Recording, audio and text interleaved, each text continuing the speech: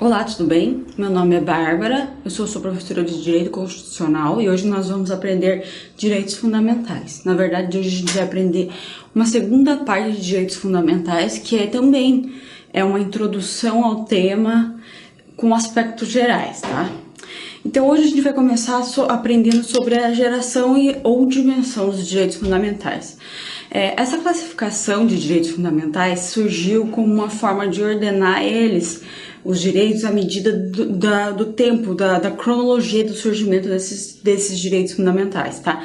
É importante você saber, primeiramente, que não é porque existem várias gerações de direitos fundamentais que uma geração que veio posterior à primeira, por exemplo, a segunda, substitui a primeira. Não, essas gerações se complementam e a tendência é sempre que elas vão surgindo à medida do tempo, sempre adicionando um direito a mais às gerações anteriores, tá? Então as gerações elas sempre vão existir e elas não se sobrepõem uma à outra, tá? Conforme eu coloquei aqui no slide. Vamos lá. A primeira geração de direitos fundamentais, na verdade, são os direitos individuais ou negativos, tá? A primeira geração de direitos fundamentais, na verdade, na doutrina se diz que começou com a Revolução Francesa, mas o constitucionalismo também considera a primeira geração desde a Idade Média, tá? Vamos lá. Por que desde a Idade Média? Lá na Idade Média, como a gente sabe, pelas nossas aulas de história, desde a escola, que na Idade Média existia o feudalismo. Depois do feudalismo foram surgindo as monarquias, os estados monárquicos, ou seja, o rei mandava nos estados, tá? Com a monarquia existiu também a tirania, né? Porque muitos monarcas eram tiranos, a maioria deles, né? Na verdade. E o que acontecia? Os monarcas não respeitavam os direitos das pessoas que moravam ali, principalmente o direito à terra. Então existia muito confisco de terra, penas de morte ou penas sem qualquer tipo proporcionalidade ao que o sujeito cometeu. Então essas atrocidades existiam muito na monarquia. Foi por isso que surgiu o tal da Magna Carta. A Magna Carta é a primeira Constituição, o primeiro documento que a gente chama de Constituição que existiu no mundo. Ele surgiu por quê? Porque os trabalhadores, os burgueses, na verdade, digamos assim, que eram não aqueles pobres que não tinham terras, mas os grandes detentores de terras fizeram o rei João Sem Terra, que ficou conhecido, João Sem Terra, assinar esse documento chamado Magna Carta para que o João Sem Terra respeitasse os direitos de propriedade desses donos de terras. Então, a partir da Magna Carta, começou a existir uma ideia de direito de propriedade e possibilidade de haver proporcionalidade das penas aplicadas às pessoas que cometessem delitos. Então, não é porque o sujeito roubou uma caneta que eu vou condená-lo à morte. Então, nessa Magna Carta havia essas duas possibilidades, a de respeito ao direito à propriedade dos donos de terras por parte do monarca e a possibilidade de proporcionalidade de penas, tá? E a partir a história foi andando, o tempo foi passando, os anos foram passando e a gente chegou na Revolução Francesa. Aí na Revolução Francesa surgiu o Iluminismo, que é o quê? O Iluminismo foi um movimento que criou essa ideia de individualismo, ou seja, direitos individuais do ser humano. Começou a considerar a pessoa como detentor de direitos, como pessoa em si, como indivíduo, tá? Aí que começou a surgir, com a junção dessas duas partes, os direitos fundamentais de primeira dimensão ou primeira geração, tá? Esses dois termos são utilizados nas provas, na doutrina, enfim, qualquer um dos dois tá certo, tá? Vamos lá.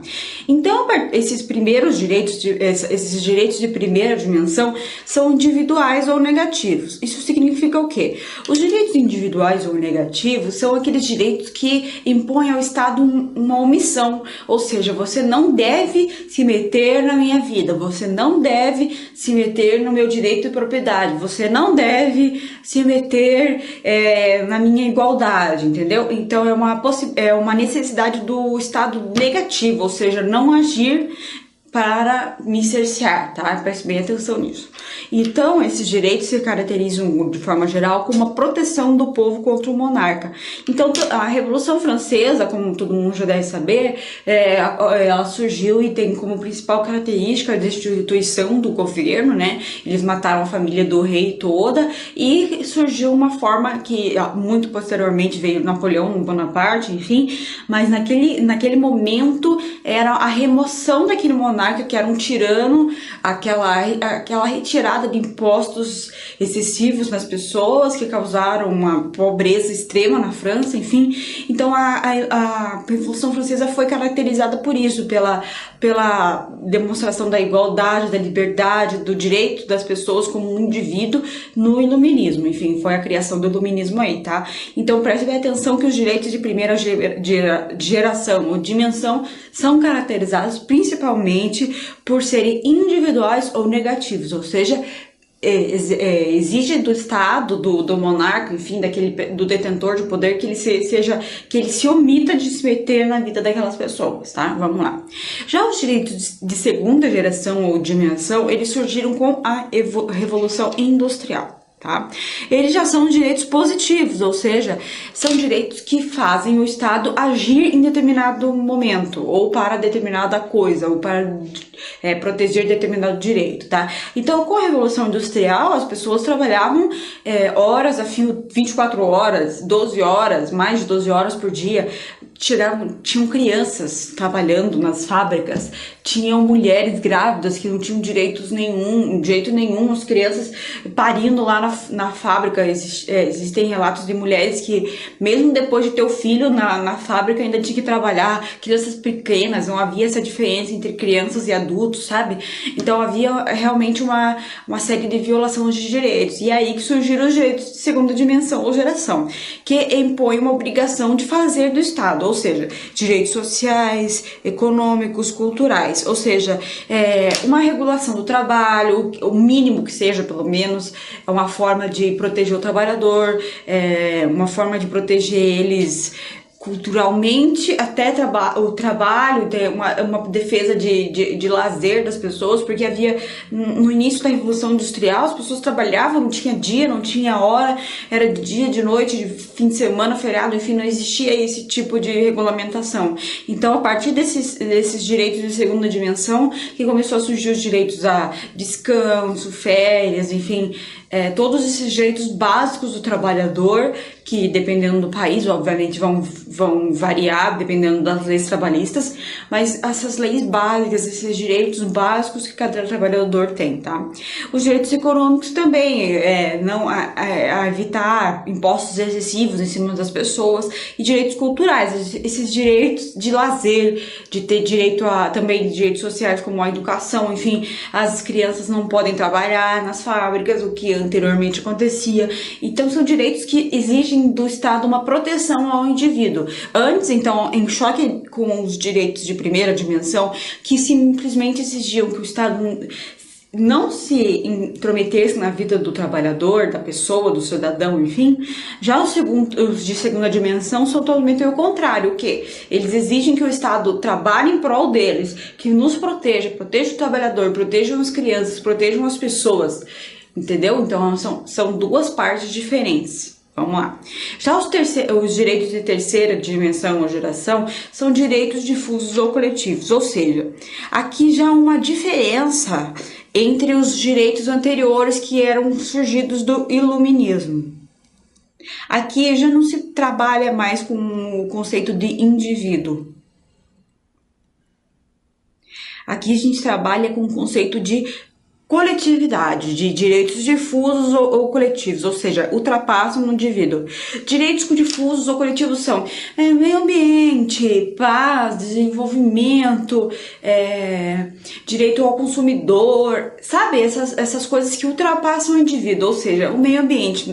Os direitos difusos e coletivos em geral, eles são caracterizados por essa impossibilidade de você definir quem que vai ser afetado ou não. Por exemplo, nós temos uma alta poluição numa cidade, a gente não tem como saber se você vai ser mais afetado do que eu, porque nós estamos no mesmo lugar, nós somos afetados pela mesma coisa.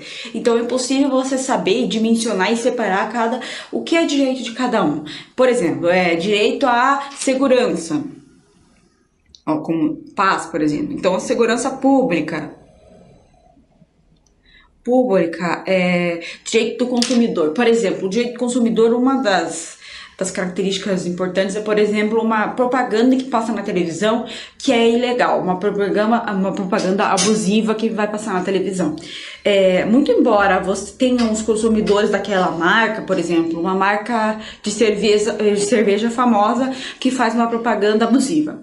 Aí, muito embora essa marca tenha seus consumidores cativos que compram essa marca sempre, que se utilizam dessa marca, essa marca fez uma propaganda na televisão.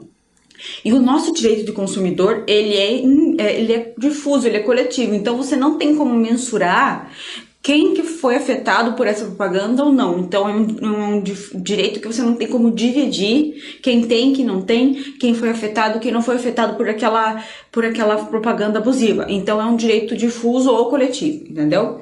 E esses direitos de terceira dimensão são assim, eles quebram essa visão de direito só do indivíduo e passam para o direito para a coletividade, tá? Então, são direitos ao meio ambiente equilibrado, a uma cidade com paz, sem violência, com uma segurança pública efetiva, direito ao desenvolvimento e direito aos consumidores, direito consumerista de forma geral, tá? Então, são esses direitos. Então, preste bem atenção. Os direitos de primeira e segunda dimensão são o primeira dimensão, principalmente característica de individualizado e negativo. Então, exige uma abstenção do Estado. Já o de segunda dimensão continua sendo individual, mas exige positivismo, uma ação positiva, ou seja, uma ação do Estado para a proteção do indivíduo, não somente uma abstenção. Já os de terceira dimensão ele retira essa imagem do iluminismo de indivíduo e passa para o coletivo, tá? Então, a principal característica desses direitos de terceira dimensão é a coletividade, tá bom? Vamos lá. Já a gente também tem uma ideia, para deixar aqui uma observação, que algumas doutrinas estão falando a respeito dos direitos de quarta dimensão. Não é uma coisa unânime na doutrina, mas é interessante você saber que alguns doutrinadores falam de direito à genética, proteção genética. Então, essas pesquisas genéticas, a utilização dos genes, ou empresas que pedem exames genéticos para saber se você vai morrer, se você tem uma doença, enfim. Toda essa parte genética está sendo tratada em alguns doutrinadores, por alguns doutrinadores, como direito de quarta geração. Mas não é algo unânime, é só para você saber que existe, mas não vão pedir em concurso isso, porque é um tema muito controverso ainda, que não está firmado nem na doutrina, nem na jurisprudência, tá? Então, é algo só por curiosidade mesmo, tá? A gente vai tratar agora sobre a titularidade dos direitos fundamentais. Quem que são os donos dos direitos fundamentais? Conforme a gente começou desde a segunda, terceira e primeira, segunda e terceira geração ali dos direitos fundamentais, a principal característica dos direitos fundamentais é que era a busca das pessoas físicas, ou seja, dos seres humanos, das pessoas que nascem, crescem, enfim, que são elas que têm como defesa esses direitos. Tá? Então, é importante ressaltar que na nossa Constituição Federal, a proteção a esses direitos fundamentais é bem ampla. Então, inclui-se brasileiro nato ou naturalizado, estrangeiro que esteja morando aqui, estrangeiro que esteja passando pelo país, tá? E o estrangeiro pode estar onde for que seja afetado pela legislação brasileira. Então, não interessa se você está aqui só de passagem, se você veio aqui visitar o Brasil e ficou 10 minutos aqui, se você mora lá nos Estados Unidos e é afetado pela lei brasileira, tudo isso também essas pessoas são protegidas pelos direitos fundamentais do Brasil. Então, a lista dos direitos fundamentais, não interessa se você está aqui, se você está em outro país, se você é estrangeiro, se você é brasileiro, se você é nato, se você é naturalizado, e seus direitos fundamentais estão garantidos pelo Brasil, pela nossa Constituição brasileira. Então, você tem proteção desses seus direitos, independente de onde você esteja, desde que você tenha uma relação com a legislação brasileira, tá bom? É importante ressaltar também que, inicialmente, são as pessoas físicas que são protegidas pelos direitos fundamentais. Mas, agora, como que a gente vai ver no próximo slide, as pessoas jurídicas também têm alguns direitos fundamentais que são protegidos. Isso é um tema muito controverso na jurisprudência, tá? Mas algumas partes, algumas características desses direitos já estão sendo protegidos, inclusive, para as pessoas jurídicas. Então, alguns direitos fundamentais, outros não se aplicam. Por exemplo, saúde, você não tem como aplicar isso para uma pessoa física, mas alguns são aplicáveis, como o devido processo legal e danos morais, por exemplo. Inclusive, tem essa súmula do STJ 227 que a pessoa jurídica pode sofrer dano moral. Isso acontece muito. Por exemplo, acontece uma pessoa vai num restaurante e essa pessoa é destratada ou tem um tratamento que ela não gostou pelo garçom, enfim, pelo gerente do estabelecimento. E ela vai para casa e, ao chegar em casa, ela entra no Facebook desse restaurante ou vai no Facebook dela e escreve várias barbaridades sobre o restaurante. Esse restaurante é uma porcaria, esse estabelecimento é uma porcaria, porque isso, porque aquilo. E faz diversas alegações, ou falsas ou verdadeiras, enfim, mas excedendo esse direito do consumidor de reclamar. Imagina que esse post dessa pessoa viralize na internet e essa pessoa jurídica simplesmente vá à falência por causa que esse post dessa pessoa falou coisas que talvez fossem verdades, talvez fossem mentira, enfim, e prejudicou de uma forma absurda a ponto dessa pessoa jurídica, desse restaurante, enfim, vir à falência. Essa pessoa jurídica pode sim entrar com uma ação de reparação por dano moral para essa pessoa, porque existe um limite que você tem para para você exercer seus direitos. Existe uma coisa chamada como que é o nome mesmo? Você exagerou no seu direito, entendeu? Você tem um direito, sim, mas você não pode exacerbar esse direito. Por exemplo, eu tenho direito a construir um muro na minha casa. Posso construir um muro, mas eu não posso exagerar nesse direito de construir um muro a ponto de esconder completamente o sol do meu vizinho, por exemplo, entendeu? Então, nessa forma de defesa do consumidor, eu também tenho que ter calma e parcimônia para evitar violar os direitos do outro. Então, nesse caso, por exemplo, nesse exemplo absurdo que eu criei aqui, pode haver sim uma ação de direito de ressarcimento por dano moral, e inclusive pela pessoa jurídica, porque muito embora esse consumidor tenha direito a um ressarcimento, dependendo do dano que ele sofreu nessa esfera do consumidor, ele também não tem direito de... abuso de direito, gente, o nome. Abuso de direito. Então, você tem um limite que você pode exercer seu direito, você não pode exagerar desse direito, entendeu? Então, ele abusou desse direito de pedir ressarcimento ou consumir na esfera consumerista, então pode haver sim um dano moral nesse sentido da pessoa jurídica, tá?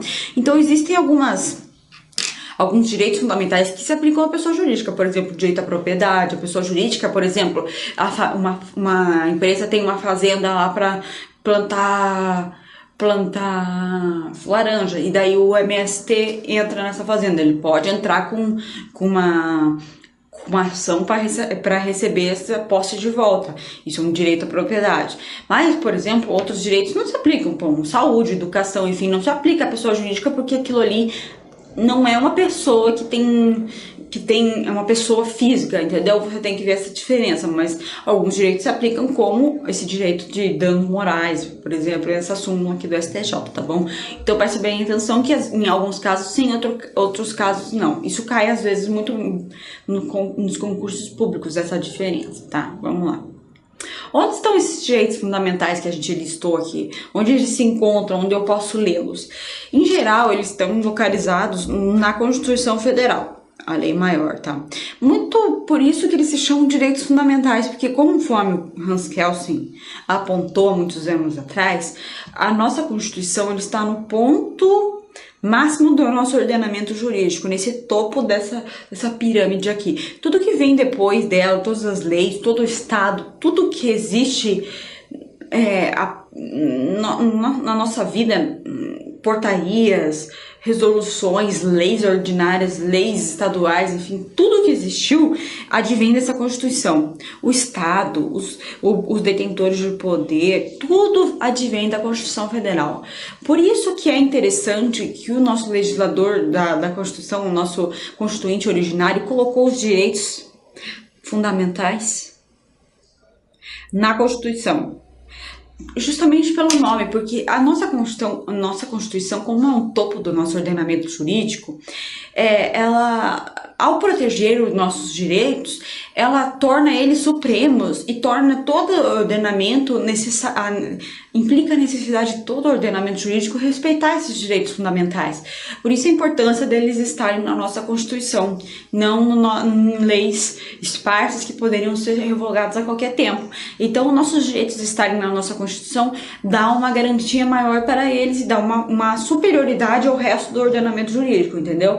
Então, por isso, qualquer direito que esteja na nossa Constituição, qualquer outra lei, qualquer outro papel que advenha, tem que respeitar esses direitos fundamentais, porque estão na nossa Constituição, beleza? Ó, importante ressaltar que esse rol que está no artigo 5º, em geral, que são os direitos fundamentais, ele é exemplificativo, ou seja, pode ser interpretado de forma ampliativa, ou seja, de forma que amplie esses direitos fundamentais, tá? Ele pode ser aumentado por emenda constitucional. Então, se você for dar uma olhada lá no artigo 60 da nossa Constituição, lá diz que não pode ser objeto de emenda constitucional as cláusulas pétreas. Não é verdade? As cláusulas pétreas são, inclusive, o artigo 5º está incluso nas cláusulas pétreas, mas se você der uma olhada no artigo 60, está escrito lá, não pode ser objeto emendas constitucionais que tendem a abolir as cláusulas pétreas. As cláusulas pétreas, inclusive os direitos fundamentais, podem ser aumentados. Então, a lista de direitos fundamentais ela não pode ser diminuída, mas pode ser aumentada. Então, lá no artigo 5º tem diversos incisos e diversos nossos direitos fundamentais. A emenda constitucional não pode ir lá e tirar um deles. Por exemplo, direito à vida, eu vou lá e corto. Não pode. Mas ele pode criar direitos a mais. Por exemplo, sei lá, se ele quiser criar um direito de todo mundo portar uma caneta, ele pode ir lá e adicionar no artigo 5º. Ele não pode ir lá e retirar do artigo 5º algum, tá bom? E também é importante ressaltar, conforme eu disse, a interpretação pode ser ampliativa. Esse rol simplesmente exemplificativo. Mas não é taxativo, ou seja, somente o que está ali, o que está ali é o que é o direito seu. Não, ele é ampliativo, você pode interpretar de forma mais ampla possível, tá? Vamos lá. E os tratados internacionais? Conforme eu falei na aula anterior, nós temos 3 aulas de direitos. Nós estamos na segunda aula de direitos fundamentais. Na primeira aula, nós diferenciamos direitos fundamentais dos direitos humanos. Em geral, os direitos humanos, conforme eu expliquei lá, estão nos tratados internacionais. Nada impede dos direitos fundamentais serem os mesmos direitos dos tratados internacionais, dos direitos humanos. Mas eles só têm essa nomenclatura diferente porque os direitos fundamentais estão na nossa Constituição, num documento que é do nosso país. E os direitos humanos estão em documentos que são internacionais, tá? Isso que diferencia, mas nada impede que eles sejam os mesmos, tá bom? Mas os tratados internacionais, se eles tratarem de direitos humanos, de direitos fundamentais, como que eles, o que eles vão ter? Qual que é o mando, a imperatividade no nosso ordenamento brasileiro que eles vão ter? Os nossos tratados internacionais, a partir da emenda 45 de 2004, quando eles forem aprovados em tratados internacionais de direitos humanos, tá? Quando eles forem aprovados pelo esse rito de emenda constitucional, eles vão ter equivalência de emendas constitucionais, ou seja, o Tratado de Direitos Humanos que forem aprovados em cada casa do Congresso Nacional 2 vezes pelo quórum de 3/5 serão equivalentes a emendas constitucionais. Ou seja, esse rito aqui é o mesmo do artigo 60, ou seja, de qualquer emenda na nossa Constituição. Quem quiser emendar a Constituição, seja para qual emenda que seja, vai ter que fazer esse rito. E os tratados de direitos humanos, preste bem atenção, de direitos humanos que forem aprovados pelo rito de emenda constitucional serão equivalentes à emenda constitucional, tá bom? Vamos lá ver. Como que fica no ordenamento jurídico, então, esse tratado internacional? A gente vai dar uma olhada aqui. Houve muita controvérsia nesse tema, por quê? Porque essa possibilidade de aprovar esses tratados internacionais surgiu com a emenda 45 de 2004, conforme você pode ver. Então, com certeza, existiam tratados internacionais anteriores a 2004. O que acontece com esses tratados internacionais anteriores? A gente vai ver aqui. Nós temos a pirâmide, novamente, do ordenamento jurídico. No topo da pirâmide, nós temos a Constituição Federal. Embaixo, nós temos as leis ordinárias. Então, as emendas, os tratados internacionais de direitos humanos anteriores à emenda 45 de 2004, elas vão ficar entre o ordenamento e a Constituição. Ó, a gente chama eles de eficácia supralegal, ou seja, esses tratados foram aderidos pelo Brasil. O Brasil assinou esses tratados, só que foi anterior a 2004. Ou seja, não existia possibilidade de se aprovar com teor de emenda constitucional. Então, o Brasil só assinava e ele fazia parte desse tratado, devia respeitar. Mas não se sabia onde ficava no ordenamento jurídico esse tratado, se ele ficava na Constituição, se ele ficava acima das leis. Então, o Supremo Tribunal Federal decidiu que os tratados anteriores a 2004, eles são superiores à lei ordinária, mas eles são inferiores à Constituição, porque não foram aprovados com emenda constitucional, com rito de emenda, tá bom? Então, os tratados anteriores a 2004, eles são supralegais, tá? Importante ressaltar que os tratados internacionais, eles revogam as leis contrárias contrárias a eles. Mas como a nossa Constituição está no topo do ordenamento jurídico, esses tratados internacionais não alteram o que está na Constituição, tá? Então, os tratados, eles são superiores à lei, então tudo que as leis infralegais dispuserem a respeito desse assunto e o tratado for contrário, o tratado prevalece as leis, mas nunca vai prevalecer a nossa Constituição Federal. A nossa Constituição é suprema, está no topo do ordenamento, tá? Então vamos ver aqui, ó, tá um esqueminha que eu fiz para você ver basicamente o que acontece. Então vamos lá. Tratados internacionais aprovados por trâmite de emenda posterior a 2004, o que acontece? Hierarquia constitucional, como se fosse Constituição. Tratados de direitos humanos antes de 2004, o que acontece? Supralegal, acima do ordenamento, mas abaixo da Constituição, tá? E os demais tratados que não sejam de direitos humanos,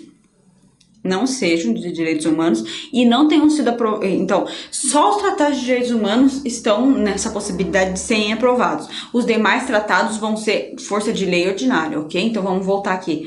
Os tratados de direitos humanos podem ser aprovados como emenda constitucional depois de 2004. Os tratados de direitos humanos que não foram aprovados com emenda, porque não existia essa possibilidade antes de 2004, supralegal, tá? E os demais tratados que não sejam de direitos humanos, com força de lei ordinária, ok?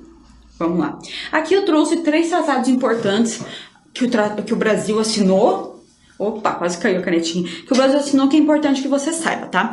O único tratado, depois de 2004, que foi aprovado com essa força de emenda constitucional é esse tratado aqui, ó. Convenção Internacional sobre Direitos de Pessoas de Deficiência, a Convenção de Nova York. São tratados internacionais de direitos humanos, ó, aprovado em 2007 pelo trâmite de emenda constitucional. Ou seja, ele tem hierarquia constitucional. Se você tiver interesse de ler, procurar esse tratado essa Convenção de Nova York, essa Convenção Internacional de Direitos das Pessoas com Deficiência. E essa convenção aqui fez surgir a lei, que é como se fosse um código do portador de deficiência, que é novo e que alterou o Código Civil, tá? Essa convenção internacional criou aqui no Brasil, fez criar um código do portador de deficiência tanto física quanto mental, e alterou o Código Civil na parte lá das capacidades, tá? Importante você saber isso. Então, se você quiser dar uma olhada nessa convenção, nesse código dos portadores de deficiências, e esse Código Civil lá nos artigos, se não me engano, o segundo, alguma coisa assim, lá no momento da capacidade, foi alterado por essas três leis, tá? A Convenção de Varsóvia sobre indenização de tarifas, ele não é um tratado de direitos humanos, então ele tem conforme a gente colocou aqui, como ele não é tratado de direitos humanos, ele tem força de lei ordinária, tá? Vamos lá. E a Convenção Interamericana de Direitos Humanos é o famoso Pacto de São José da Costa Rica. Como ele foi aprovado antes de 2004, ele tem eficácia super legal. Essa Convenção Americana de Direitos Humanos, o Pacto de São José da Costa Rica, ele é muito importante, cai bastante em concursos públicos. Por quê? Porque ele fala da prisão do depositário infiel. Inicialmente, havia prisão no Brasil do depositário infiel. Era quando o sujeito ele tinha uma dívida, se não me engano, e ele tinha que depositar um bem em juízo para garantir essa dívida. Só que esse sujeito não depositava, então ele é chamado de depositário infiel. Lá no Código Civil havia duas possibilidades de prisão civil: o depositário infiel